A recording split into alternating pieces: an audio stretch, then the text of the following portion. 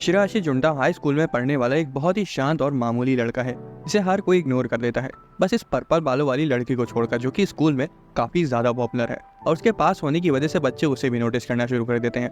असल में शिराशी एक ऐसा लड़का है जिसकी प्रेजेंस काफी कम है, और थोड़ी बहुत नहीं बल्कि इतनी कम है कि लोगों को इसके होने या ना होने का पता ही नहीं चलता। उसने एक्सेप्ट कर लिया था कि उसकी जिंदगी ऐसे ही एक बैकग्राउंड कैरेक्टर की तरह कटने वाली है। एक दिन जब वो अपनी सीट पर बैठा हुआ था, तब ये क्यूट सी पर्पल बालों वाली लड़की कुबो नगीसा अचानक से उसके पास आती है और उसकी फोटोज खींचने लगती है। शिराशी को ये बहुत इरिटेटिंग लगता है क्योंकि अब तक सिर्फ उसकी फैमिली उसे नोटिस कर पाती थी, लेकिन अब क्लास की सबसे पॉपुलर लड़की उसे आसानी से देख पा रही है। शिराशी को लगता है कि उसका और कुबो का कोई मैच ही नहीं है। कहाँ लोग उसे नोटिस तक नहीं करते, तो वहीं कुबो हर वक्त लोगों से घिरी रहती है। दूसरी तरफ कुबो को उसे छेड़ने में मजा आने लगा था और वो उसकी इस इनविजिबिलिटी से काफी ज्यादा इंट्रिग्ड हो गई थी। वो बार बार ये टेस्ट करती थी कि शिराशी को लोग किस हद तक नोटिस नहीं करेंगे। एक बार तो उसने उसे डेयर किया कि वो डेस्क पर खड़ा हो जाए ताकि प्रूव हो जाए कि कोई उसे नोटिस नहीं करेगा, लेकिन इन दोनों की ये हरकतें टीचर और पूरी क्लास की नज़र में तुरंत आ जाती हैं। इसी बीच कुबो की दोस्त अगले पीरियड के लिए उसे बुला लेती है और वो शिराशी को वहीं छोड़कर चली जाती है। बाद में कुबो और उसकी फ्रेंड्स घर जाते वक्त शिराशी के बारे में काफी बातें कर रही थी कि आज वो इतनी लकी थी कि उन्हें शिराशी 2 बार नजर आया। अगले दिन कुबो फिर से शिराशी को ढूंढ लेती है, लेकिन वो आज उससे गुस्सा थी। शिराशी को समझ नहीं आता कि वो किस लिए गुस्सा है। सुबह घर से निकलने से लेकर स्कूल आने तक वो सब कुछ याद करता है, लेकिन फिर भी उसे कोई आइडिया नहीं था। कुबो से पनिश करने के लिए क्लास में सबके सामने सीधा जाकर उसकी गोदी में बैठ जाती है, फुल कॉन्फिडेंस के साथ कि कोई उन्हें नोटिस ही नहीं करेगा। शिराशी का दिमाग तो तुरंत शॉर्ट सर्किट हो जाता है। हालांकि वो इस बात से हैरान था कि किसी ने भी नोटिस नहीं किया कि कुबो उसकी गोदी में बैठी थी। क्लास खत्म होने के बाद शिराशी टीचर को कुछ बताने जाता है। जब कुबो पूछती है कि वो हर रोज क्लास के बाद टीचर के पास क्यों जाता है, तब वो उसे बताता है कि उसकी इस इनविजिबिलिटी के चलते टीचर हर रोज उसकी अटेंडेंस लगाना ही भूल जाते हैं। बाद में टीचर के क्वेश्चन पूछने पर कुबो अपना हाथ उठाकर कहती है कि शिराशी को इसका जवाब मालूम है। सारे बच्चे शॉक हो जाते हैं कि शिराशी आज आया है। शिराशी को समझ नहीं आता कि कुबो उसकी दोस्त है या दुश्मन, या फिर वो उसको सिर्फ अपने मजे के लिए यूज कर रही है। कुबो शिराशी से उसका फोन नंबर मांगती है, लेकिन तभी उसकी दोस्त बीच में आकर उन्हें इंटरप्ट कर देती है और उतनी देर में वो वहाँ से गायब हो जाता है। वीकेंड पर कुबो शिराशी को पार्क में देखती है और पूछती कि वो वहाँ क्या कर रहा है। शिराशी बताता है कि वो एक वीडियो गेम लेने आया था, लेकिन रास्ते में उसे एक टिश्यू पेपर सैंपल देने वाला मिल गया। उसने उसका ध्यान खींचने की हर कोशिश की, लेकिन सारी कोशिशें नाकाम रहीं। आखिर में जब उसने अपने मुंह से बोला, तब जाके उसे टिश्यू मिला। उसे टिश्यू लेने के बाद खुद पर इतना गर्व हुआ कि वो लड़का भूल ही गया कि वो गेम लेने आया था। उसके बाद कुबो उसके साथ सेल्फी लेने की कोशिश करती है, लेकिन फोन का कैमरा उसके चेहरे को फोकस ही नहीं कर पा रहा था, इसलिए फोटो लेने के खातिर कुबो लगभग उसके ऊपर बैठ ही जाती है। आखिर वो शिराशी का नंबर ले लेती है। रात में शिराशी दिन में हुई चीजों के बारे में सोच रहा था, खासकर जब कुबो ने उसके साथ सेल्फी ली थी और उसका फोन नंबर मांगा था। तभी अचानक से उसे कुबो का मैसेज आता है। वो हैरान हो जाता है और सोच में पड़ जाता है कि वो इसका रिप्लाई कैसे करे, क्योंकि इससे पहले उसके पास किसी का मैसेज नहीं आया था। कुबो ने पूछा था कि क्या वो कभी साथ में घूमने चले। शिराशी मान जाता है और दूसरी तरफ कुबो की बड़ी बहन जब नहा कर निकलती है, तब वो नोटिस करती है कि कुबो काफी खुश लग रही है। अगले दिन शिराशी और क्लास के सारे बच्चे फिजिकल एजुकेशन के लिए बाहर जाते हैं। शिराशी तो 2 कदम दौड़ते ही बहुत ज्यादा थक जाता है और कॉरिडोर में हाँफने लगता है। तभी वहाँ कुबो आती है। वो उसके पास आने की कोशिश करती है, लेकिन शिराशी तुरंत पीछे खिसक जाता है क्योंकि उससे पसीने की महक आ रही थी। कुबो को उससे कोई दिक्कत नहीं थी, लेकिन फिर भी वो कुछ लेने चली जाती है। शिराशी सोच रहा होता है कि उसकी पोनी टेल से उसका लुक कितना बदला बदला सा लग रहा था कि तभी अचानक से कुबो वापस आ जाती है और उसे सेंटेड टॉवल देती है और कहती है कि अब उससे और शिराशी से एक जैसी खुशबू आएगी। उनकी बातों के बीच में कुबो की दोस्त उसे बुला लेती है और वो उनके पास चली जाती है। उसकी दोस्त उसे कहती है कि वो बहुत खुश लग रही है, लेकिन वो बिना कुछ बोले सिर्फ मुस्कुरा देती है। उसकी एक दोस्त उसे वो सेंटेड टॉवल लेने की कोशिश करती है, लेकिन कुबो तुरंत मना कर देती है, ये कहकर कि वो आज उसे ये सेंटेड टॉवल नहीं देगी। बाद में शिराशी के घर पर वो अपनी मम्मी को बताकर मांगा लेने चला जाता है। हालांकि वहाँ पहुंचकर दुकान का ऑटोमेटिक डोर उसे डिटेक्ट ही नहीं कर पाता। उसी वक्त कुबो भी वहाँ से गुजर रही होती है और उसे स्ट्रगल करते हुए देखकर कुछ देर छिप कर मजे लेती है। थोड़ी देर बाद वो उसके साथ दरवाजे पर हाथ रख देती है, जिससे दरवाजा खुल जाता है। जब कुबो देखती है कि शिराशी अपनी फेवरेट मांगा को लेकर कितना ज्यादा खुश है, तब वो उसे उसकी पहली की कुछ वॉल्यूम बोरो करने को पूछती है और शिराशी तुरंत मान जाता है। कुबो फिर रिक्वेस्ट करती है कि वो कल स्कूल में ले आए। दुकान से बाहर निकलकर उन्हें पता चलता है कि उन दोनों का घर सेम डायरेक्शन में और वो दोनों एक दूसरे से सिर्फ 5 मिनट की दूरी पर रहते हैं, इसलिए कुबो मांगा लेने के लिए शिराशी के घर ही चली जाती है। अगले दिन कुबो शिराशी से मिलने के लिए सुबह जल्दी उठ जाती है और वो अपनी बड़ी बहन का हेयर स्प्रे भी यूज करती है। हालांकि जब वो नाश्ता कर रही थी, तब उसकी बहन तुरंत समझ जाती है कि उसने उसका हेयर स्प्रे यूज किया है। वो इसको लेकर उसे चिढ़ाने लगती है कि उसने अपने क्रश को इम्प्रेस करने के लिए किया है, लेकिन फिर उसे गुड लक भी बोलती है। कुबो शर्मा जाती है और स्कूल के लिए निकल जाती है। काफी देर इंतजार करने के बाद जब कुबो को शिराशी मिल जाता है, तब वो थोड़ा सा उदास हो जाती है कि उसने उसके बालों की खुशबू को नोटिस ही नहीं किया। इसके बावजूद वो साथ में स्कूल जाते हैं और शिराशी सोच रहा होता है कि ये पहली बार है जब वो अपने किसी क्लासमेट के साथ स्कूल जा रहा है। वो एक बेंच पर बैठकर वेट करते हैं क्योंकि अभी स्कूल शुरू होने में थोड़ा समय था। वो जस्ट बैठे ही थे कि तभी कुबो की दोस्त हाजुकी और तमाओ वहाँ आ जाती हैं और उसे गुड मॉर्निंग बोलती हैं। हालांकि उन्होंने कूबो के बगल में बैठे हुए शिराशी को नोटिस ही नहीं किया जब तक कूबो ने उन्हें नहीं बताया कि वो भी वहाँ है। उसके बाद वो चारों स्कूल चले जाते हैं। स्कूल के बाद घर जाते वक्त शिराशी की इनविजिबिलिटी के चलते गाड़ी उसे देख नहीं पाती और उस पर सड़क के किनारे पड़ा हुआ गंदा पानी उछाल देती है।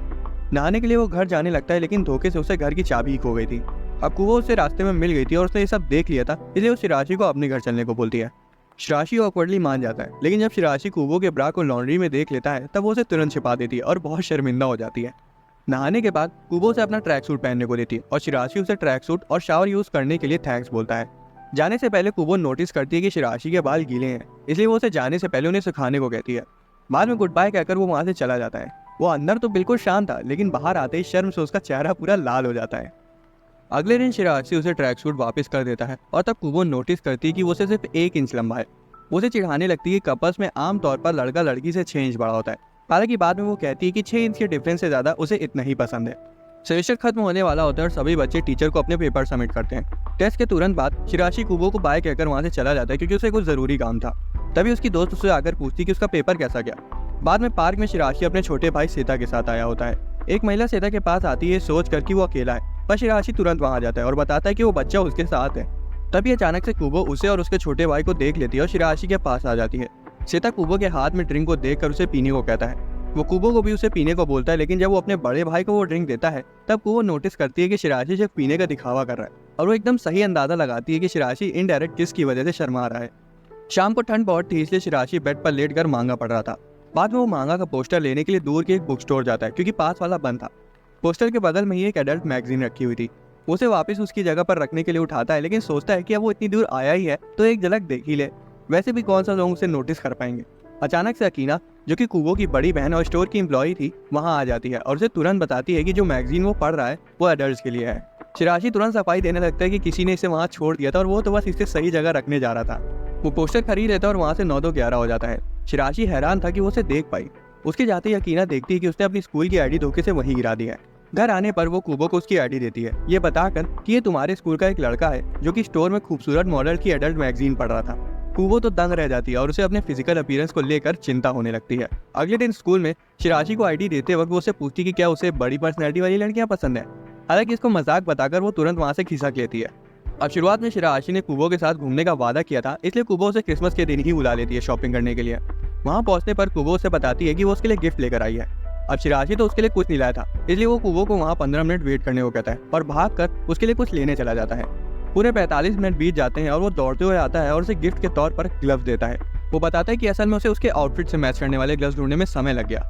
कूबो उन्हें पाकर बहुत खुश होती है, लेकिन फिर वो एम्बैरेस हो जाती है क्योंकि वो उसके लिए एक चमकदार पीले रंग की टी शर्ट लाई थी जिस पर लिखा था कि मैं मेन कैरेक्टर हूँ। कुछ दिनों बाद शिराशी अपने भाई के साथ पार्क में खेल रहा था, तभी पता नहीं कहाँ से कूबो वहां आ जाती है। शिराशी तो अपने भाई के साथ मजे मजे में कार्टून वाले पोजेस मार रहा था और कूबो उसका ये एम्बैरेसिंग मूवमेंट रिकॉर्ड कर लेती है। अगले दिन स्कूल में शिराशी और कूबो के बीच कुछ अजीब होता है। असल में उस दिन शिराशी सॉक्स से गलत पेयर पहन कर आया था, हालांकि किसी ने भी नोटिस नहीं किया। उसे कूबो भी सुबह से कुछ अजीब सी लग रही थी। क्लास खत्म होने के बाद जब टीचर कूबो को बोर्ड पर नोटिस चिपकाने को कहते हैं तो वो शिराशी की मदद मांगती है। शिराशी थोड़ा सा हिचकिचाता है क्योंकि अगर वो उचक के नोटिस चिपकाता तो कूबो तुरंत देख लेती कि उसने गलत पेयर के सॉक्स पहन रखे हैं और उसे चिढ़ाने लगती। हालांकि कूबो को तो पहले ही से पता था कि उसने अलग पेयर के सॉक्स पहने हुए हैं। कूबो चेयर पर चढ़कर नोटिस चिपका रही होती है और तब शिराशी की नजर उसकी टाइट्स पर जाती है। तब उसे समझ आता है कि वो सुबह से क्यों अलग अलग सी लग रही थी। कूबो से छेड़ने लगती कि वो सुबह से उसके पैरों को घूर रहा है, क्या वो उसे इतने ज्यादा पसंद आ गए। स्कूल के बाद कूबो शिराशी से कन्वीनियंस स्टोर की कप ड्रिंक्स पीने चलने को कहती है क्योंकि उसने वो कभी नहीं पी थी। वो उसे कहती है कि उसे उसकी मदद चाहिए ताकि वो ऑर्डर करने में कोई गड़बड़ी ना कर दे। जैसे तैसे वो ड्रिंक्स ऑर्डर कर देती है और शिराशी से भी पूछती है कि उसे कौन सी ड्रिंक पीनी है, जिस पर वो कहता है कि वो मीट बन खाएगा। घर जाते वक्त अपने अपने रास्ते जाने से पहले कूबो उसके बन से एक बाइट ले लेती है और शिराशी सोच में पड़ जाता है कि अब उसका इसे खाना सही होगा। वो फैसला कर पाता उससे पहले 2 लड़कियां उसे धक्का मारकर आगे निकल जाती हैं और बेचारे का बन नीचे गिर जाता है। वैलेंटाइंस डे आ जाता है और शिराशी को पूरी उम्मीद थी कि ये उसके लिए एक नॉर्मल डे होने वाला है। एक बार एलिमेंट्री स्कूल में टीचर ने सभी को चॉकलेट्स दी, लेकिन उसकी इनविजिबिलिटी के चलते उस तक चॉकलेट्स पहुंची ही नहीं। अचानक से उसे अपनी डेस्क पर एक हार्ट शेप की चॉकलेट दिखती है। पहले तो शिराशी 10 बार चेक करता है कि वो वहाँ पर सच में है या फिर उसका कोई वहम वगैरह है। उसे लगता है कि शायद किसी ने धोखे से किसी और की ड्रेस समझकर वहाँ चॉकलेट्स रख दी होंगी। एक बार को उसके दिमाग में ये बात भी आती है कि कहीं कूबो ने तो वो वहाँ नहीं रखी है। तभी अचानक से कूबो खुद वहाँ आ जाती है और शिराशी घबरा कर पीछे उड़ जाता है। वो सीधा उससे पूछने के बारे में सोचता है, लेकिन ऐन वक्त पर मुकर जाता है, ये सोच कर कि उसे कौन चॉकलेट्स देगा। दूसरी तरफ कूबो नोटिस कर लेती है कि उसकी डेस्क के नीचे चॉकलेट्स रखी हुई हैं और गेस करती है कि ये उसकी किसी चाहने वाली का काम है और उसे कहती है कि जिसने भी वो वहाँ रखी है उसने वो बहुत मेहनत से बनाई है, तो शिराशी को उसे मजे से खाना चाहिए। शिराशी तो कंफ्यूज हो जाता है कि कौन हो सकता है जो उसे छिपकर पसंद करता हो। एक दिन पहले हम देखते हैं कि कुबो ने कुकिंग करने का फैसला किया है, जो कि वो यूजुअली नहीं करती, और जब करती है तो बनाती कम और जलाती ज्यादा है। हाथों में इंग्रेडिएंट्स के बैग पकड़े वो डिसाइड करती है कि इस बार वो खुद से चॉकलेट्स बनाएगी। इतनी बेकार कुकिंग स्किल्स होने के बावजूद वो पूरी रात लग कर चॉकलेट्स बना लेती है, जिसमें एक हार्ट शेपी चॉकलेट परफेक्ट बनी थी। अकीना ने भी उसकी हेल्प करी थी, लेकिन ये तो जाहिर था कि वो उसकी टांग खींचेगी, जो कि उसने किया भी, ये पूछ कर कि वो हार्ट शेपी चॉकलेट्स अपने क्रश को देने वाली है ना। दूसरी तरफ शिराशी चॉकलेट्स खाता है और वो अभी भी सोच में पड़ा हुआ था कि किस प्यारी लड़की ने उस जैसे अनइंटरेस्टिंग लड़के पर दया दिखाई होगी। अगले दिन लंच टाइम के वक्त शिराशी डिसाइड करता है कि वो अपने यूजुअल रूटीन को तोड़कर आज बाहर लंच करेगा। जैसे ही वो अपना लंच निकालता है, कुबो भी अचानक से वहां आ जाती है, क्योंकि उसकी दोनों दोस्त आज बिजी थी। फिर वो बैठकर लंच करते हैं और कुबो सजेस्ट करती है कि वो दोनों अपना लंच शेयर करें। वो तो उसे अपने हाथ से भी खिलाने की कोशिश करती है। पहले तो वो तुरंत पीछे हट जाता है, लेकिन जब वो उसे अपना लंच देता है तब कुबो खुद ही उसके हाथ से खा लेती है। वो कहती है कि अगली बार जब वो साथ For anyone who doesn't speak another language, you've got to try Duolingo. Did you know more than half खुद ही उसके हाथ से खा लेती है। वो कहती है कि अगली बार जब वो साथ बैठकर लंच करेंगे तब वो उसके लिए कुछ स्पेशल बनाकर लाएगी। रेस्टोरेंट में कुबो की दोस्त उससे कहती कि आजकल वो कुछ ज्यादा ही चमक रही है। तमाम उसे पूछती कि क्या उसका कोई क्रश है। ये सुनते ही कुबो शांत हो जाती है। जब वो थोड़ी देर बाद बताती कि असल में उसे शिराशी की इनविजिबिलिटी और उससे बात करना अच्छा लगता है, तब उसकी दोस्त समझ जाती कि उसे शिराशी पसंद है, लेकिन तमाओ उससे पूछती है कि उसे इतना बोरिंग और अनएथलेटिक लड़का क्यों पसंद है, वो दिखता भी कुछ खास नहीं है। कुबो का मूड पूरा बदल जाता है और वो तमाओ को चुप कराते हुए बोलती है कि उसे शिराशी वैसा बाहर से दिखता होगा, लेकिन कुबो ने उसे गहराई से जाना है और कोई उसे उल्टा सीधा बोले ये उसे बिल्कुल भी पसंद नहीं है। उसकी दोस्तों को तुरंत समझ आ जाता है कि कुबो को पहली बार प्यार हुआ, लेकिन वो उसे बताती नहीं ताकि कुबो अपनी फीलिंग्स और इमोशंस को खुद फिगर आउट करे। अगले दिन शिराशी हर रोज से जल्दी स्कूल आ जाता है और सोचता है कि वही सबसे पहले क्लास में आया होगा, लेकिन जैसे ही वो अंदर जाता है उसे पता चलता है कि कुबो तो वहाँ पहले से बैठी हुई है। कुबो शिराशी के कान में एक ईयर प्लग लगाकर गाना बजा देती है और उसकी चेयर पर जाकर बैठ जाती है। गाना खत्म होते ही वो शिराशी से बोलती है कि अब तुम कोई गाना लगाओ। शिराशी मना कर देता है, ये कहते हुए कि उसके गाने एनीमे और गेम्स के थीम सॉन्ग्स हैं, जो कि उसे पसंद नहीं आएंगे। फिर भी वो गाने सुनते हैं और कुबो ऑब्जर्व करती है कि उसे एनीमे बहुत पसंद है, इसलिए घर आते ही वो शिराशी की फेवरेट एनीमे मूवी देखती है, जो कि उसी मांगा पर बेस्ड थी जो कि शिराशी ने कुछ समय पहले उसे दी थी। अकीना नहा कर आती है और पूछती है कि तुम एनीमे मूवी कब से देखने लगी। उसे जरा सा भी समय नहीं लगता ये समझने में कि उसकी छोटी बहन को अचानक से एनीमे का चस्का क्यों लग गया। व्हाइट डे के दिन शिराशी अपने साथ चॉकलेट्स लाया होता है, लेकिन उसे पता नहीं होता कि किसे देनी है, क्योंकि उसको चाहने वाली तो छिप कर उसे पसंद करती है। अब खाली उसके बगल में बैठी लड़की ही थी जिसे पता था कि चॉकलेट्स किसने रखी थी, इसलिए शिराशी उसे पूछता है कि क्या वो बाहर चल के अकेले में बात कर सकते हैं। बाहर शिराशी उसे वो चॉकलेट्स देता है और बोलता है कि उसे तो पता नहीं कि वैलेंटाइंस डे के दिन वो चॉकलेट्स उसे किसने दी थी, पर वो बहुत टेस्टी थी। शायद कुबो को पता है कि उसे वहाँ किसने रखा था, इसलिए क्या वो उसे ये चॉकलेट्स दे सकती है। कुबो अपना मुंह मोड़ लेती है और पूछती है कि उसे वैलेंटाइंस डे के दिन कितनी चॉकलेट्स मिली थी, जिस पर वो बताता है एक। वो उसे कहती कि जब उसने उसे अकेले में बात करने के लिए बुलाया तब उसे लगा कि वो उसे प्रपोज करने वाला है। शिराशी का तो ब्रेन फ्रीज हो जाता है। वो संभल पाता उससे पहले कुबो ये कहकर वहां से चली जाती है कि ये परफेक्ट है, उसे मीठी चीजें बहुत पसंद है। एक दिन शिराशी सड़क पर चल रहा होता है और उसका वॉलेट गिर जाता है। तुरंत ही एक बच्ची जिसका नाम साकी है उसे देख लेती है और वॉलेट उठाकर शिराशी को दे देती है। तभी अचानक से अकीना वहां आ जाती है और शिराशी हैरान हो जाता है। अकीना तो तुरंत पहचान जाती है और बोलती कि तुम वही हो ना जो बुक स्टोर पर अडल्ट मैगजीन्स पढ़ रहा था, क्या तुम्हें अपनी स्कूल की आईडी मिल गई। शिराशी बोलता है कि हाँ उसे मिल गई, लेकिन वो तब शर्मिंदा हो जाता है जब उसे पता चलता है कि अकीना कुबो की बड़ी बहन है और साकी उसकी कजन। आदत से मजबूर अकीना उसे कुबो को क्यूट बताकर छेड़ने लगती है और कुबो की बचपन की फोटो भी उसे भेज देती है।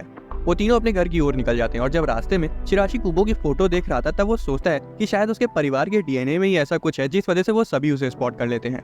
अकीना साकी के साथ घर आती है और कुबो को चिढ़ाने के लिए अपने साथ नया मटेरियल भी लाई होती है। वो बताती है कि उन्हें रास्ते में शिराशी मिला था, जिसे सुनते ही कुबो झटपटाने लगती है। अकीना पूछती कि तुम उसे दोबारा अपने घर कब बुलाओगी। कुबो दंग रह जाती कि उसे कैसे पता चला कि वो शिराशी को पहले भी बुला चुकी है। अकीना चिढ़ाती कि उसने तो बस अंधेरे में तीर मारा था, उसे थोड़ी कुछ पता था। रात में शिराशी का परिवार डिनर कर रहा होता है। उसकी मम्मी उसे वार्निंग देती है कि अगर एग्जाम्स में उसके कम नंबर आए तो वो उसके गेम्स छीन लेंगी। अगले दिन शिराशी पढ़ने के लिए लाइब्रेरी जाता है, क्योंकि क्लास में पहले से ही काफी सारे बच्चे पढ़ रहे थे। पता नहीं कहाँ से कुबो भी वहाँ आ जाती है और उसकी क्वेश्चन सॉल्व करने में मदद करती है। शिराशी को लग रहा था कि इधर भी वो उसे छेड़ने के लिए आई होगी, लेकिन कुबो उसे काफी अच्छे से पढ़ा रही थी। अगले दिन फीवर की वजह से शिराशी स्कूल नहीं जाता।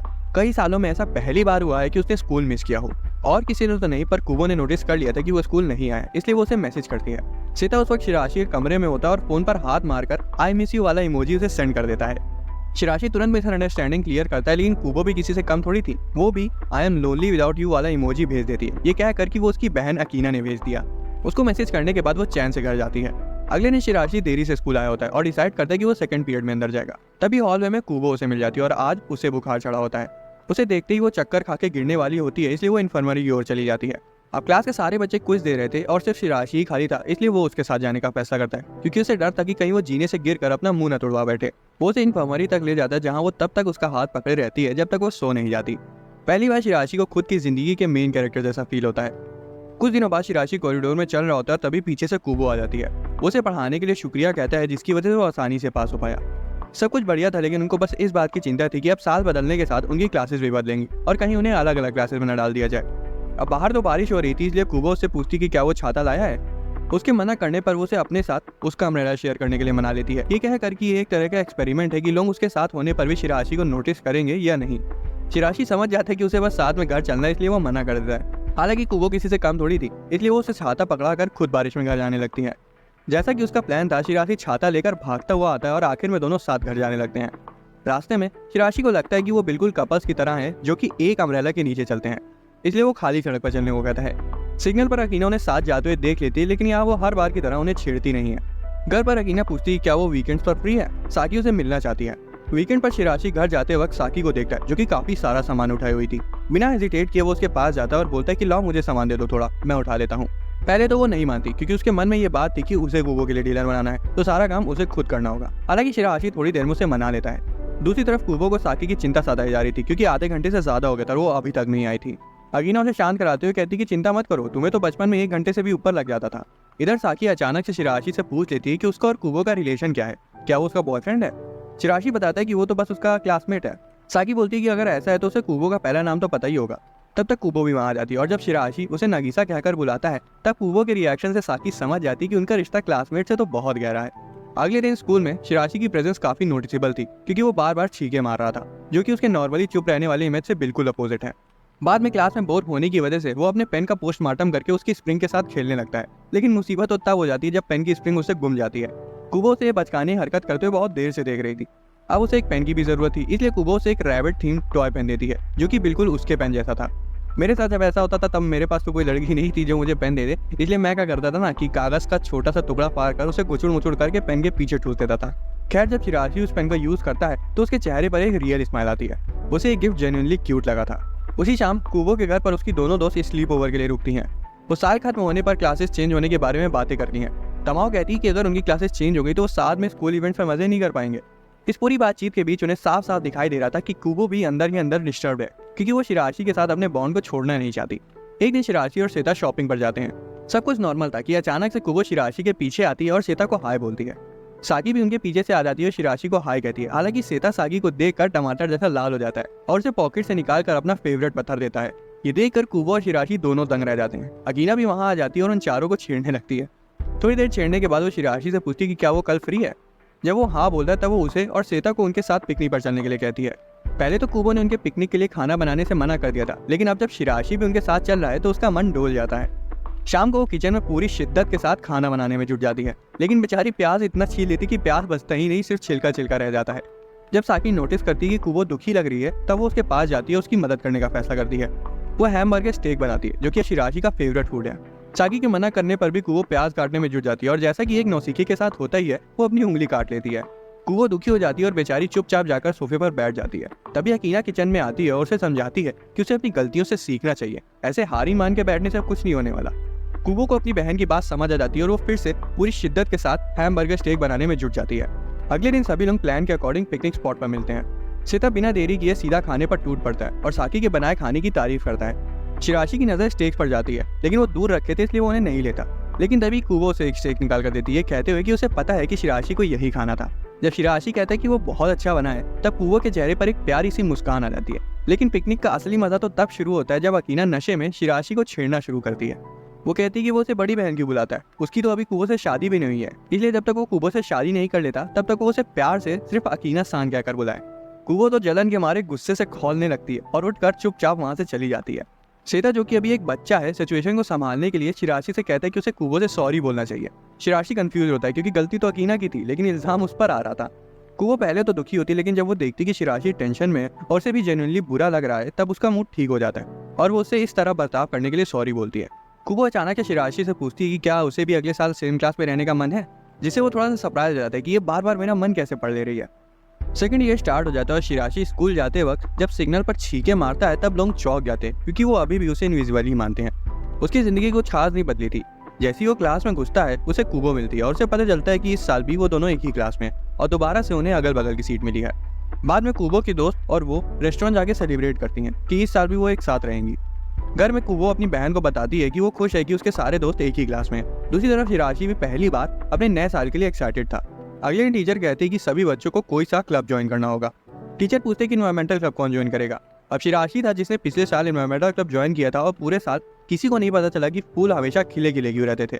इसलिए इस साल कुबो अपना हाथ खड़ा कर देती है और टीचर से कहती है कि शिराशी ने हाथ खड़ा किया था लेकिन आप देख ही नहीं पाए। पीरियड खत्म होने के बाद कुछ लड़के कंफ्यूज हो जाते हैं कि कुबो जैसी सुंदर लड़की ने ऐसा बोरिंग सा क्लब क्यों ज्वाइन किया। कुछ सोचते कि शिराशी ने भी कुबो की वजह से वो क्लब ज्वाइन किया होगा। वो लोग एक नए लड़के सूडो से पूछते कि वो क्या कहता है। सूडो बोलता है कि ऐसा नहीं है, वो और शिराशी पिछले साल एनवायरमेंटल क्लब में एक ही साथ थे और शिराशी को फूलों का ध्यान रखना सच में पसंद था, इसलिए उसने दोबारा से उस क्लब को ज्वाइन किया। हालांकि वो उसे पूरा साल ढूंढता रहा लेकिन वो उसे कभी मिल नहीं पाया। सूडो, कुबो और शिराशी को एक ही साइंस ग्रुप में डाल दिया जाता है। कुबो बोलती है कि सूडो को शिराशी से बात करनी चाहिए। कुबो की मदद की वजह से पहली बार एक दूसरे से बात कर पाए और शिराशी को उससे बात करके काफी अच्छा लगता है। वो कुबो से थैंक्स कहता है और बोलता है कि उसे पहली बार कुबो के अलावा किसी और से बात करके अच्छा लगा। ये जानकर कि शिराशी को उससे बात करके अच्छा लगता है, कुबो शर्मा जाती है। घर जाते वक्त शिराशी कंफर्म कर देता है कि वो उसकी दोस्त है, क्योंकि पहले वो सिर्फ उसे अपनी क्लासमेट मान रहा था। इसलिए कुबो थोड़ी सी नाराज थी लेकिन अब सब कुछ क्लियर है। अगले दिन कुबो शिराशी के साथ एक दूसरे को घूरने का कॉन्टेस्ट करती है जिसमें वो जीत जाती है और उसे कहती है कि अब जब वो हार गया है तो उसे हर रोज सुबह कुबो को खुद से आकर गुड मॉर्निंग बोलना होगा। कुछ देर बाद शिराशी खिड़की से बाहर देख रहा होता है कि तभी उसके क्लासमेट धोखे से उस पर डस्टर की धूल उड़ा देते हैं, क्योंकि ऑब्वियसली उन्हें पता नहीं होता कि वो वहाँ खड़ा है। थोड़ी देर बाद जब उन्हें रियलाइज होता है तो वो दोनों लड़के प्रॉपर्ली उससे माफी मांगते हैं। शिराशी बाथरूम में जाके अपने बालों को क्लीन करता है और तभी पीछे से कुबो आ जाती है। वो तुरंत अपने कोमल हाथों से उसके बालों से चौक डस्ट हटा देती है। वो अचानक से उसे पूछती है, तो क्या तुम्हें भी हर लड़के की तरह पोनीटेल वाली लड़कियां पसंद है? जिस पर शिराशी धीरे से हाँ बोल देता है। उसी मोमेंट में कुबो नोटिस करती है कि शिराशी थोड़ा सा लंबा हो गया है।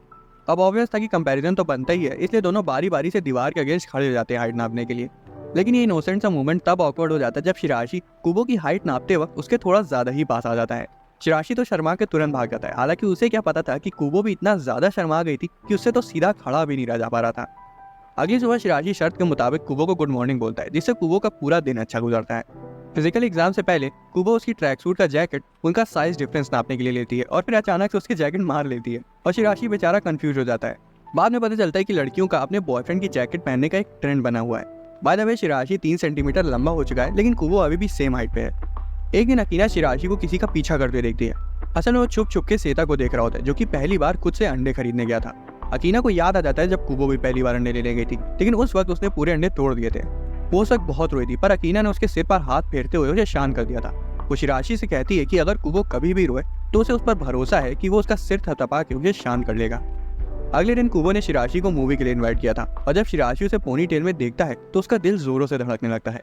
ट्रेन में अचानक से भीड़ उमड़ आती है और शिराशी लगभग कुबो पर गिर ही जाता है। वो जैसे तैसे करके खुद को इस एंगल पर टिकाता है जिससे वो कुबो को टच न करे। वो ट्रेन से उतर जाते हैं लेकिन रास्ते में कुबो पर कुछ लड़के लाइन मारने लगते हैं। कुबो घबरा जाती है लेकिन तभी शिराशी हिम्मत जुटाकर वहां आता है और कहता है कि वो मेरे साथ है। कुबो भी उसका हाथ पकड़ लेती है और बोलती है कि ये मेरा बॉयफ्रेंड है। वो लड़के तुरंत भाग जाते हैं लेकिन कुबो अभी भी उसका हाथ पकड़े होती है। अब उन्होंने प्री बुकिंग तो की नहीं थी, इसलिए उन्हें 2 घंटा वेट करना पड़ता है और कुबो शिराशी से उसके साथ कैफे चलने को कहती है। वहाँ कुबो को पता चलता है कि शिराशी को ब्लैक कॉफी पसंद है। उसकी बड़ी बहन तो घर में उसे कभी कॉफी पीने नहीं देती थी, इसलिए वो भी ट्राई करना चाहती थी, लेकिन उसे वो बहुत कड़वी लगती है। शिराशी फिर उसके लिए उसमें चीनी और क्रीम मिलाता है, जिसके बाद वो उसे पसंद आती है। मूवी के दौरान कुबो शिराशी के चेहरे पर काफी सारे नए एक्सप्रेशंस को नोटिस करती है।